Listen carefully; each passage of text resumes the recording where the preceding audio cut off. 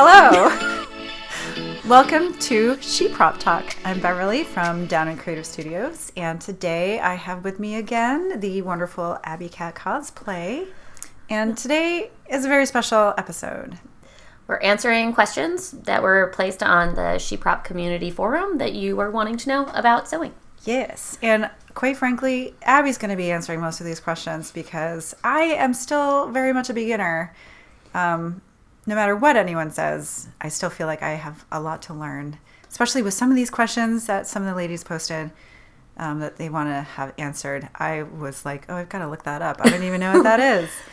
So I'm excited that you're here so that I can take advantage of your big brain and ask you all the questions as well. So, thank you for having me. Disclaimer though, there's a lot of questions that were posted. We're going to cover just a few of them because we only have a certain amount of time before you guys get bored and stop listening. So, so we're going to answer a few and then look forward to having more of these kinds of episodes with other makers. And Abby's going to come back and do this again with me.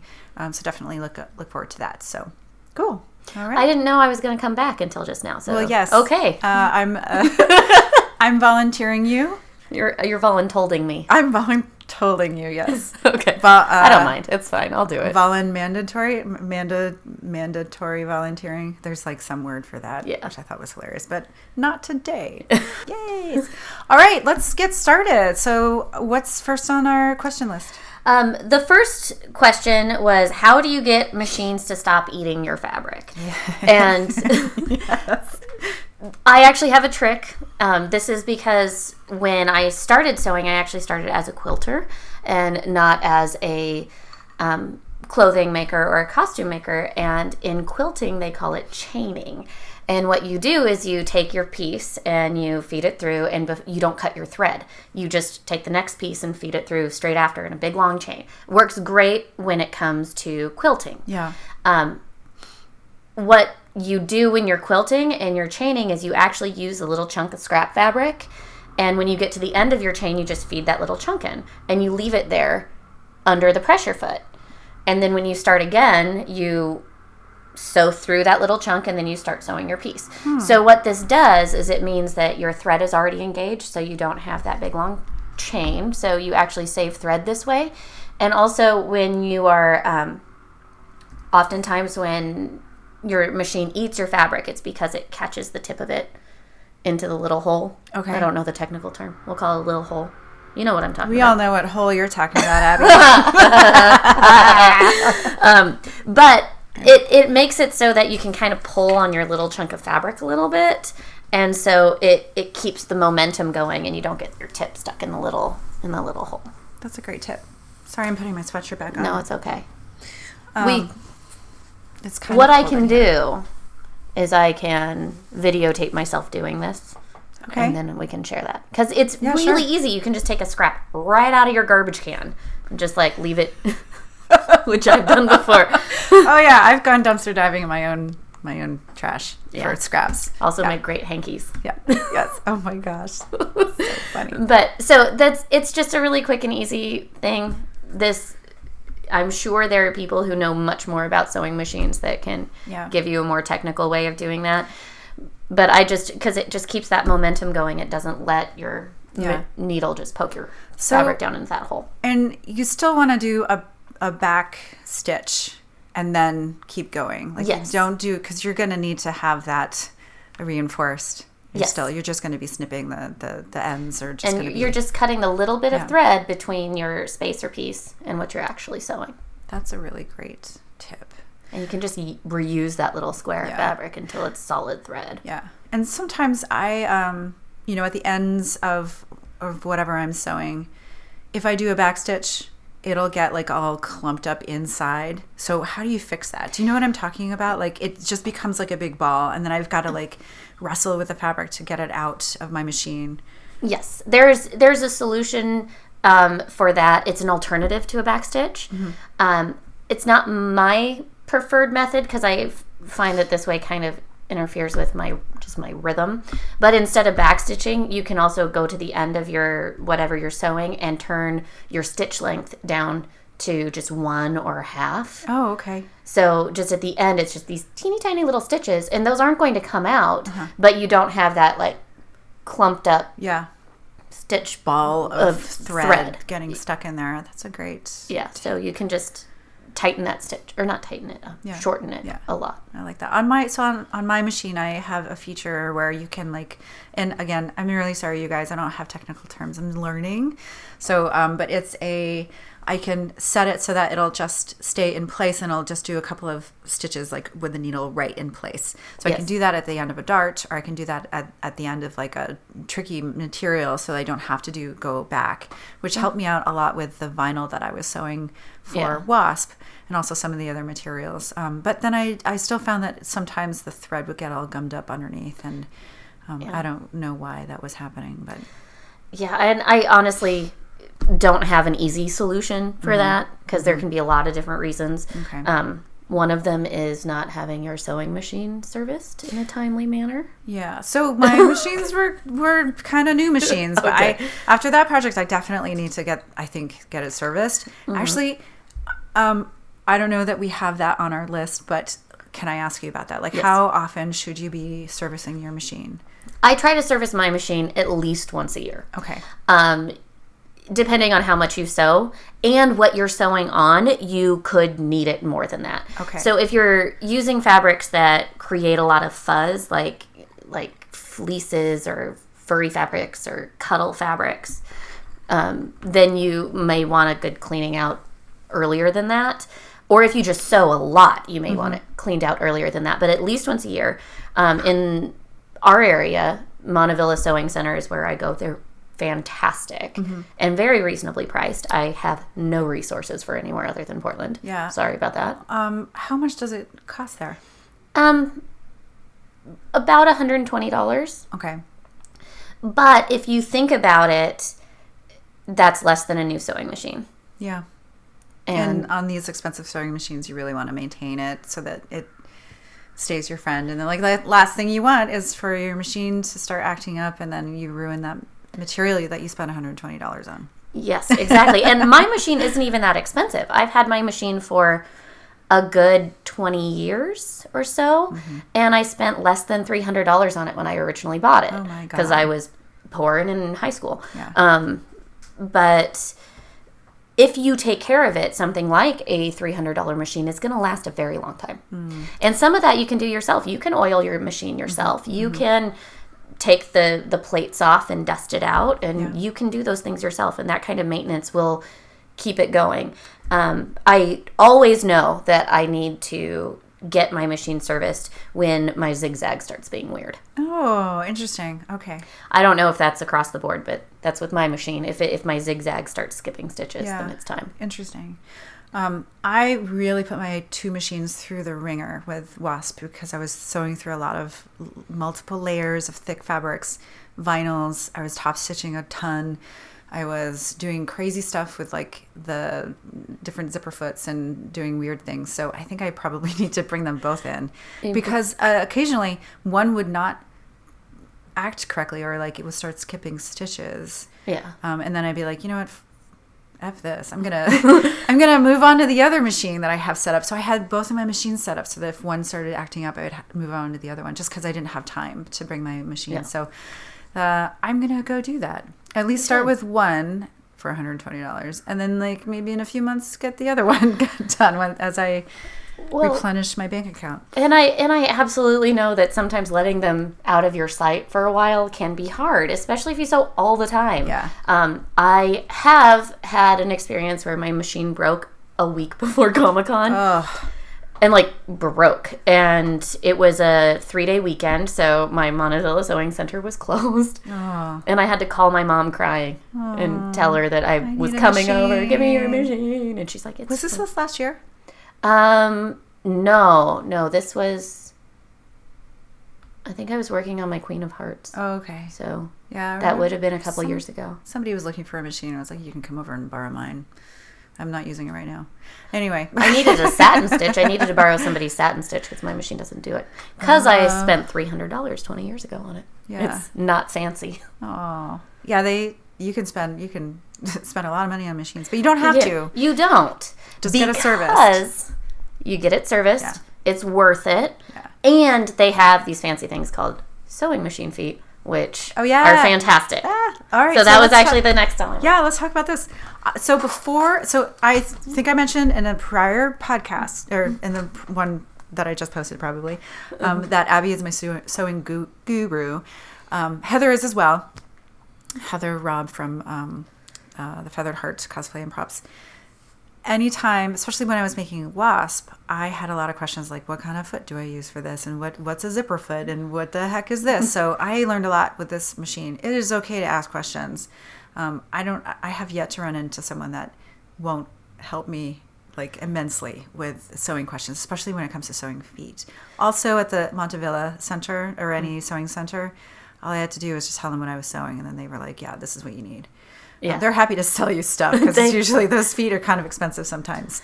Well, and also that one time I called my mom crying. When I did go in, they fixed my machine while I waited, and all it needed was a new $7 part. Oh, that's awesome. Which was great. And I wanted to jump across that counter and kiss that tech right in the face, but I didn't because that is harassment. Yes. Okay.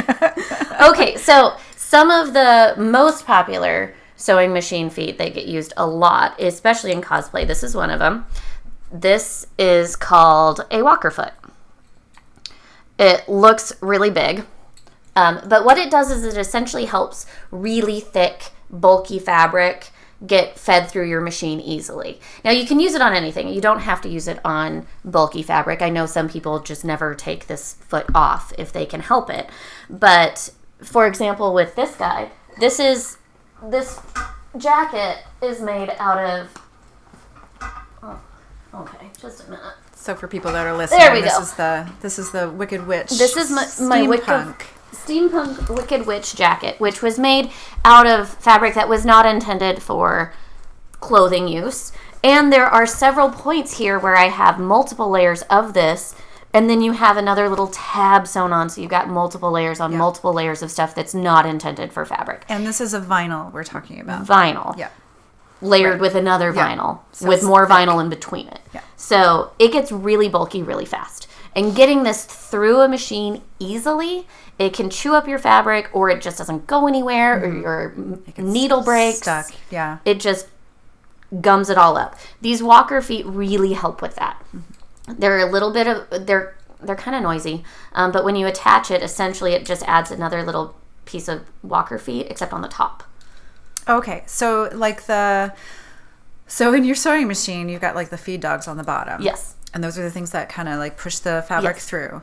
So on vinyl, when you're sewing that, you've got the vinyl side probably up most of the time, like if you're doing a top stitch or whatever. If you're doing a top stitch. It won't slide along very easily. So this has a feed dog basically essentially on the top as well. So they work together, to kind of push that fabric through. It's pretty handy, especially for the thick fabric. Yeah, those are a little bit more expensive, but I think they're worth it to have in your arsenal of feet. Also, you're gonna have to show me how to. I'm just gonna flop that over there. Never mind, it's closed. That's okay. Oh well, it works. You're gonna have to show me how to get mine attached to my machine, because I tried it, okay, and then I just couldn't get it to like do what I wanted to do with it, and I think I just had it set up wrong. I did watch some tutorials on how to do it, and I think I just did it wrong, or I think maybe the issue I was having was I needed to do some really, really specific top stitching on it, and I needed to be able to see exactly where my stitching seam was compared to where my top, because I was being to like 1/8 of an inch accuracy, so anyway, I could see that. Gorgeous on that wasp for miles on that. So I think that's why I took that off, because I needed to be able to see it. Well, and for a long time I had one of these and I never wore it, and then Heather came over and she's like, do you have a walker foot? I was like, yes I do. I hate it, but here it goes. Use it if you feel like it. And what was happening is this little guy that goes like this, it was staying up, and she was like, well, that's why you hate it. It's not working. I just took a little bit of sewing machine oil, squirt, squirt, squirt, wiggle, wiggle, wiggle, and now it works just fine. Oh, that's awesome. So cool. Take care of your tools. So what I wound up, since we're talking about vinyl and different feet that you can also use a Teflon foot for things like vinyl, or like a material that isn't like regular fabric that has some sort of like plastic top. There's a Teflon foot in there somewhere. It's that white one. This guy. Nope. It's the white one. Yeah. So you can't really see it. You can see it kind of up against my Yeah, you know what? I'll just post pictures, like a makeup tutorial. It's hard to really see. These are really little things. So yeah, these are super tiny. I'll put some pictures. I'll take some like close-up videos or something of these. But a Teflon foot has a little bit more of a smoothness on the side, and it doesn't get stuck to those vinyls very well. The only thing though is that it's not see-through. So like me, if you were top stitching on vinyl, this won't really work for you unless your top stitching lines up perfectly with the middle and you can see where your fabric's going. If you've got like a very clear path to follow. And I actually wound up using tape a lot. Yeah. Another thing that I used was painter's tape, actually, right on top of my vinyl, because I was able to use that one flat side of the painter's tape right on top, and I just sewed right down on the side of that tape because I was able to line that up with the fabric where I wanted it to go. And that worked well. And then also, the other thing you can use is this, and I forget what this is called. I think it's embroidery paper. You can tear parts of this off and throw this underneath on top of your fabric between the foot and your fabric, and that will help glide this along too. So sometimes I had to take 2 pieces of paper of this and sandwich them together, and I only had a tiny little sliver that I could see through, but I knew where I was going, so it helped keep the fabric from bulking up underneath, or from it stopping and ripping the vinyl. The other thing with the paper is you can actually use just regular tissue paper. Just tissue paper that you would wrap a present with. And that's really helpful, not just with vinyl, but if you're using a very viscous fabric or something that's on the bias, which can really stretch and distort as you're sewing it, you can sandwich it between paper, and that will make it so that the feed dogs are gripping the paper and not stretching your fabric. Yes. So when I did my Nature's Prophet, there's a lot of applique, and it's applique on bias cut. Oh my gosh. It's like the perfect storm of like... What was that kind of fabric?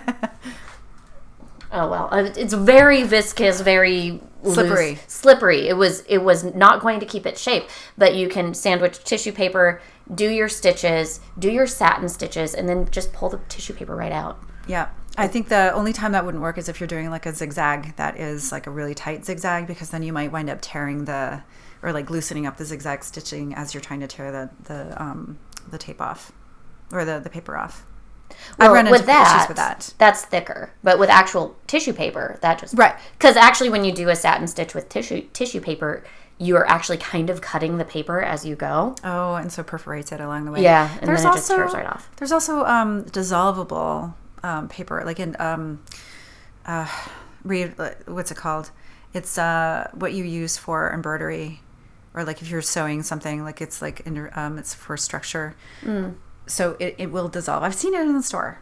I'll find it and I'll link it. Yeah, I have never used it, so I don't know anything really about it. But if it helps provide that barrier, yeah, that'll work. So cool. So the next foot I want to talk about is the Stitch in the Ditch foot. This is Beverly's Stitch in the Ditch foot, and I didn't bring my own, and she's bent hers. What? So you need to buy a new one. Look at that. What are you talking about? I've like never used this thing. Look at that. That's supposed to be straight. Oh, serious? Yeah. I swear to God, it came this way. Can't I just bent it? I tried. Well, we can try. But that's supposed to be straight. Yeah, I was wondering why that was bent. All right, I'm going to have to use some tools on this thing. Okay. So, the Stitch in the Ditch foot, like, we'll pretend the little thing in the middle is straight. It's this little guy. But the Stitch in the Ditch foot, what it essentially does is it gives you a guide where you can line your needle up so that you are sewing right along where 2 seams meet. And depending on where you put your needle on your machine, you can do on just one side of that to get a really nice clean top stitch. You can do it on the other side. Or you can go straight down the middle. That's why it's called the Stitch in the Ditch, because you're sewing right in the middle of that seam to get layers to stick together. This is so helpful when you're doing top stitching.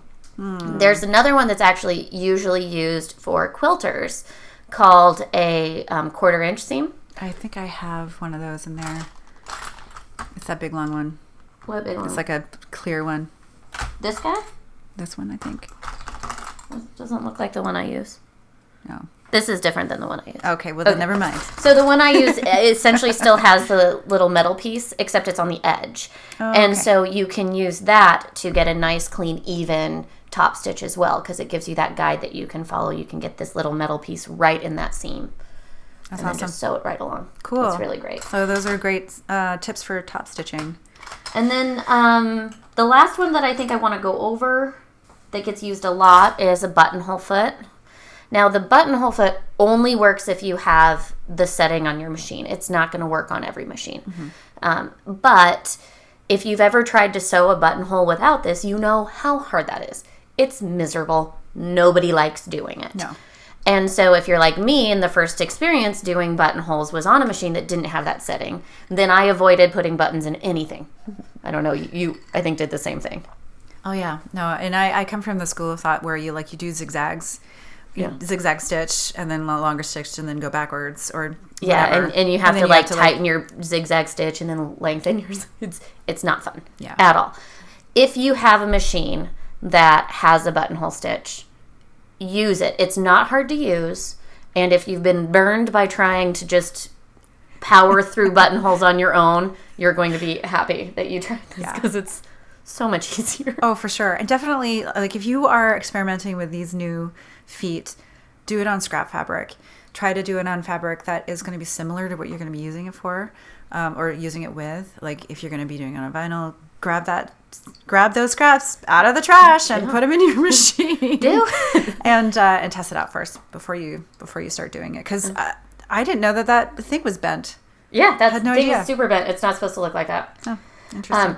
One thing I also want to just mention, I didn't bring mine and you don't have it, but ruffler foots are another thing. They can help with gathering and creating pleats, the tiny little pleats. I think I do have one. You have a ruffler? Is that? Oh wait, no, maybe not. No, rufflers are big. I don't have a ruffler. Why are you asking me for one? Okay, well, anyway, rufflers are another thing you can use that can create like a lot of those little pleats or gathers. They can do that, but they have about 1,000 settings. So what I did was I cut strips of fabric and marked 10 inches on my fabric, and then I just started feeding that through my ruffler and marking down what my settings were. Because what that does is it essentially takes your fabric and shrinks it depending on what your setting is. And so this way I know the chunk started out at 10 inches.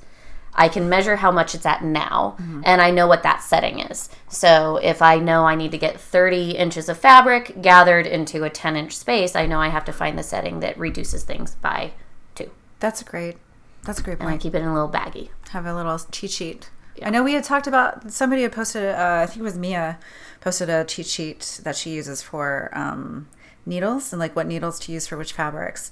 Yeah. I'm going to have to get her on this podcast as well so she can tell us about her tips and tricks, and maybe we'll talk about that then. But yeah, definitely find that thread on the SheProp group. I don't think I can link it on the podcast. But yeah, it's there. It's under a topic called sewing. Settings. Yep. No. Hey, before we launch into a different thing, can we talk about zipper feet? Oh, zipper feet. Yeah. So I have these two. Yes, this is the one that I use. This is a pretty common one. And I use this for everything. There's a separate foot that you can use for invisible feet. I actually bought one and it didn't fit my machine for some reason, so I never used it. Maybe that's what I'm thinking of. This one is similar to that, but it's not exactly. I think that my invisible zipper foot is on one of my machines right now. But I use that one a lot for top stitching as well. Because you can. And adding piping. Yeah. And some feet are more expensive, like your walker foot, your ruffler foot. Those are going to cost you a little bit more, but a lot of these are less than $10. Yeah. So there's lots of options in here that you can really go nuts with. Just for example, I saw one in here. This is a rolled hem foot. You can get a foot that will do a fine rolled hem on things like chiffon and silk and those things that require those tiny little rolled hems. Which is amazing. Yes. There's so many video tutorials out there. Make sure you find the one for your machine, because every machine's a little bit different. Yeah. But yeah, there's a ton. Yeah, practice on scraps. Cool. All right. Have we beaten this subject to death? I think we've beaten the zipper foot. So the next one, I'm going to skip to sharp scissors and cutters. It's a favorite topic of mine. Anybody who has somebody else living in their home, and if you haven't just berated into them the importance of not using your sewing scissors, get on that right away. Yes. My husband has actually cut fabric without the sewing scissors because he knew he wasn't allowed to touch them. I'm like, in this case, you could. Good boy. But good sewing scissors you cannot use on fabric. On anything other than fabric. So do not cut your foam. Do not cut your thebra, your warbler, your boning. Don't cut any of that stuff with your sewing scissors. So with what Beverly's done is she's taken 2 very good pairs of scissors. This one is her sewing scissors. And this one has a big wad of duct tape wrapped around the handle, which is your cue that you can use it. In my house, I tie ribbons around the handles of the ones that are usable, and then I write what you can use them on. Yeah, I wrote fabric on the fabric scissors. Oh, it's faded, but it's right there. Yeah, I should rewrite it. I have warbler written on a piece of ribbon, except I spelled warbler wrong, so it looks like warbler. Warbler. Some people still spell it like that. But in addition to some really good scissors, these are gangers. These ones are specifically for cutting patterns, and you can tell because when you lay them down, they stay flat. Oh, really? Yeah. I didn't know that. Yeah, so you can just cut, whereas something, I don't see a pair of other scissors. Here, let me get into my scissor library. I don't really have other scissors, but I've got these. Yeah, this'll be a good example, because when you go like this, the bottom lifts up too, and that can throw your pattern off. So when you go with this guy and do that, the bottom stays a lot flatter. It's great. I got a new pair of these. They're so slashy. I got a new pair of these for Christmas, and I'm very excited about it. Oh, those are the bad ones. Yeah, make sure you don't get that mixed up. No. But you know what? You have to also think about, like, if you're cutting a lot of warbler, use some good scissors. Don't use crappy scissors. Like, that stuff is hard to cut. So either use sharp scissors that you're not going to use for fabric, or go ahead and you should have a set of medical scissors anyway. These guys are amazing. So you use these for cutting off duct tape dummies off of yourself. You can also a little tip, so you're not accidentally cutting yourself with these. They're great. They're really the only kind of scissor you should be using for that. You can also cut thermoplastics really, really well with these. Any kind of thick anything, boning, these are really diesel. These go through boning. Yep. These go through zippers. Even the metal zippers you can cut with these suckers. Yeah. My brother is a nurse, and every time I go over to his house, I grab handfuls of these and take them. Yeah, and these are like $10, I think. They're free if you know my brother. And then the other thing to go over are rotary tools. Now, these are my favorite. This is how I prefer to cut out my patterns. Hang on, That's the cat. Kitty. We're right here. I'm here and say hi. Hi, Zena. I'm going to give her a little snack. Be quiet. Keep talking. Okay. So the rotary tools I got into when I was still quilting a lot, because you can do a straight line just like butter. It cuts through layers and layers of fabric. These are incredibly sharp. If you touch the blade, it will cut you. But it does mean that you can get a really smooth line, and it also means you don't get the little jagged edges where the tip cuts. These guys are great for bigger pieces, your skirts, your bodices, things like that. These little ones, these are designed specifically for cutting circles. So if you're going around an armhole or a neck hole or something like that, these are going to be the way that you want to do that. You can still do it with the big one. You just have more control, and you can make tighter circles with the smaller ones. Coming back. Sorry, cat maintenance. That's fine. That's fine. You do have to replace the blades pretty frequently on these. You can't sharpen them like you can a scissor, but the blades really aren't that expensive. Oh, going back to scissors, how often should we be sharpening the scissors, and where do we go? How do we do it? So I go to Montevilla Sewing Center to get my scissors sharpened. They can also do pinking shears there. Oh, okay. You can only sharpen pinking shears once or twice before they don't have a good cut anymore. Oh, okay. But I don't really have a time frame because you can usually feel the difference, and depending on how mean you are to your scissors, it really depends.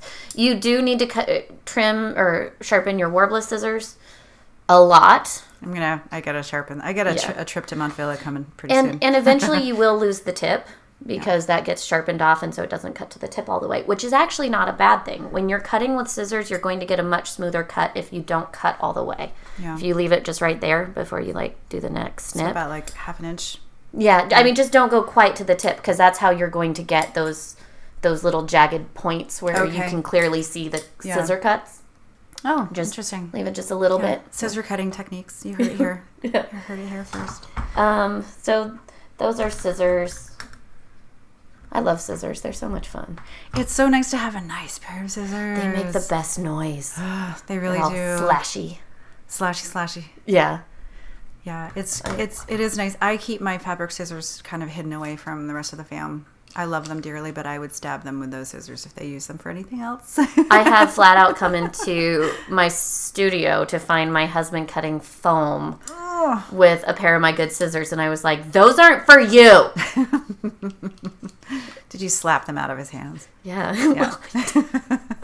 Don't slap scissors. They're very sharp. Yes. But yeah, he put them down. He now has his 2 pairs he's allowed to use. Oh my gosh. That's so funny. They're really sticky and gross. I should buy him some new scissors. Yeah, you should. From the dollar store. There you go. Oh my God, that's so mean. I know. Oh, pinking shears you mentioned. Pinking shears. What are pinking shears? I have a pair somewhere. Yeah, I've got a pair. Okay. Pinking shears are a great thing to use if you're not planning on finishing your seams.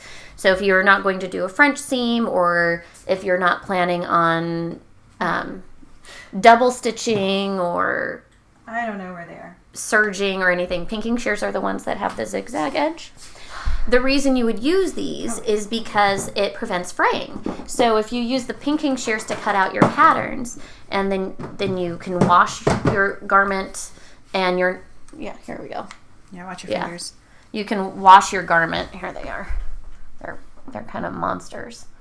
But you're not going to get all the frays that you would with an unfinished seam if you run it through the wash.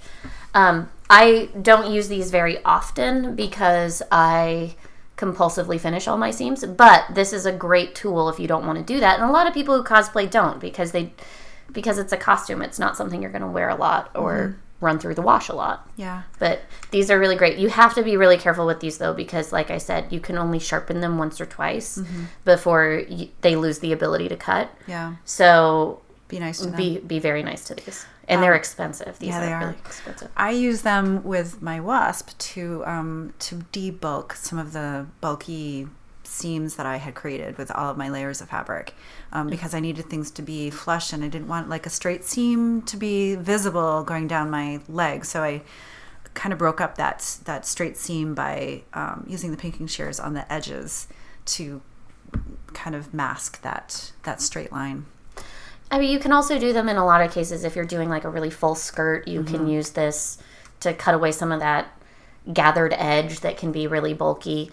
I mean, there's a lot of reasons you'd want to do this, and they are good for just nice edges. Yeah. Cool. Well, add that to your Christmas list. Yes. These are expensive, though. If you buy these, treat them very kindly. So what's next? I think we have time for one more thing. I think the next one, we had some requests for book suggestions. Yes. So I brought a couple. These are the ones that I use when it comes to fitting. And this one is Fit for Real People. This is a Palmer and Plesh book. You may recognize Palmer and Plesh if you do a lot of sewing because like they do patterns by McCall's. This is one of them. Their patterns tend to be very basic with regards to just here's your slacks. Here's a blazer. This is a pretty basic blazer that you can make. So the design really isn't there. But what they do is they do talk you through really accurate fitting. They use a technique called paper fitting. Let me find a picture.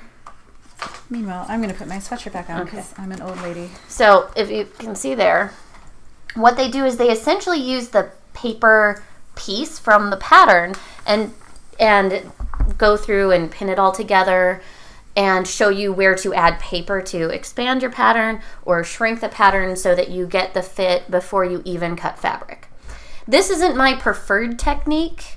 I do like using mock-ups, but this is a really great guide for seeing where to adjust your pattern and how to get the fit that you want. And the reason I brought this is because they do these patterns, specifically Palmer and Plush patterns, where they actually draw the fit guides on the pattern itself. So, for example, I made this blazer and I have a very narrow back. So it has a line right there on the pattern that says, do you have a narrow back? Subtract here. Oh, really? Yes. Yes. So it's really great. They have guides where, are your boobs in a weird place? Here's where you adjust the dart. Or so is it written on the pattern, like this Palmer and Plush thing that you're talking about? Yeah, it's on the individual pattern pieces. Well, how do you know when you're looking at the pattern on the outside? Does it say? It says right there. Palmer and Plush. I'm assuming that's how you pronounce it. Which is Pletschch. But Plush, not see, Palmer. they even in the instructions. The Palmer Plush tissue fitting method. Yeah, so that's even so in the cool. Instructions, they actually walk you through it. So you don't even need the book. Buy the book. It's a good book, and they do good work, and we need to support local art or independent artists. That's awesome. There's one piece that fell on the floor. We'll get it later. But this is a great one because you can actually make your garment and kind of as you go fit it. Yeah. And even if you don't want the world's most basic blazer, you can still learn how to fit a blazer to you. Yeah.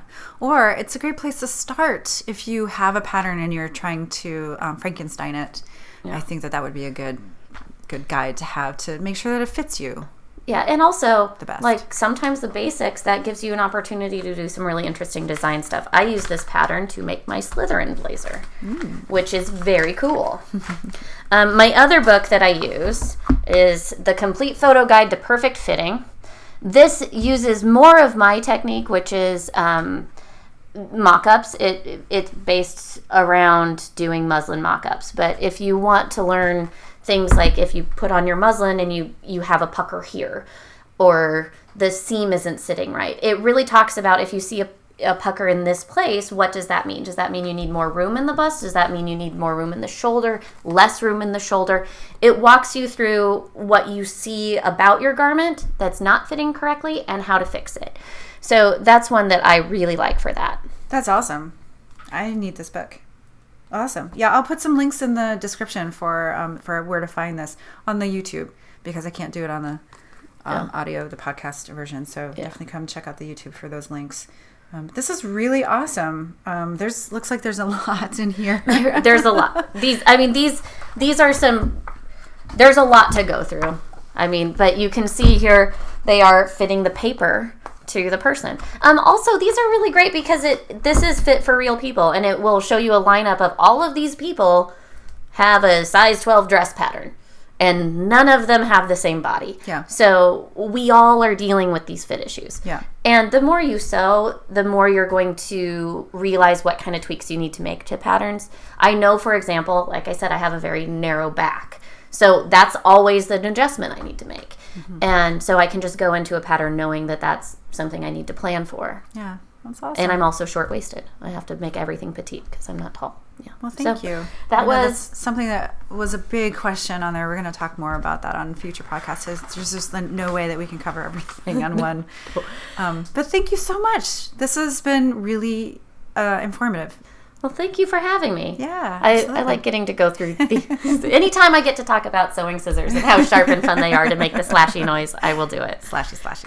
It also, like, if there was ever somebody breaking into my house, the first thing I would do is run into my studio because, no doubt, like, weapons galore. I'm going to start defending myself with sewing scissors. I was just watching a movie last night, and some guy stabbed another person with scissors. And I don't, honestly, why would that person leave those scissors, like, just hanging around like that? No, you can't do that. They were, like, in a kitchen. Those scissors do not belong in a kitchen. No. The other one is Dial M for Murder. Scissors are the weapon, which is also a really great film if you like Hitchcock, which I do. Oh, yeah, absolutely. Yeah. Well, cool. Well, thank you so much. If you have more questions, please come find us on the SheProp group. Or if you are watching the YouTube video and you're not a SheProp member, you can just drop a question in the description, and we'll do our best to answer those. as best we can. And if I don't know the answer, I'll ask Abby. And if I don't know the answer, I'm going to ask my friend Karen. Yes. Oh, she is the mistress of seams. I'm a good sewer. I'm not Karen good. Karen is it's amazing. Next level. She's amazing. So we'll have to get her on here too. Yeah. Well, thank you so much. And Abby, where can we find you online? I am online on Facebook at AbbyCat Cosplay, and I'm on Instagram at AbbyCat Cosplay as well. All right. Well, thanks so much for tuning in, you guys. Please rate, review, subscribe, all that good stuff. And again, I'm Beverly from Down in Creative Studios, and we'll see you next time. Bye.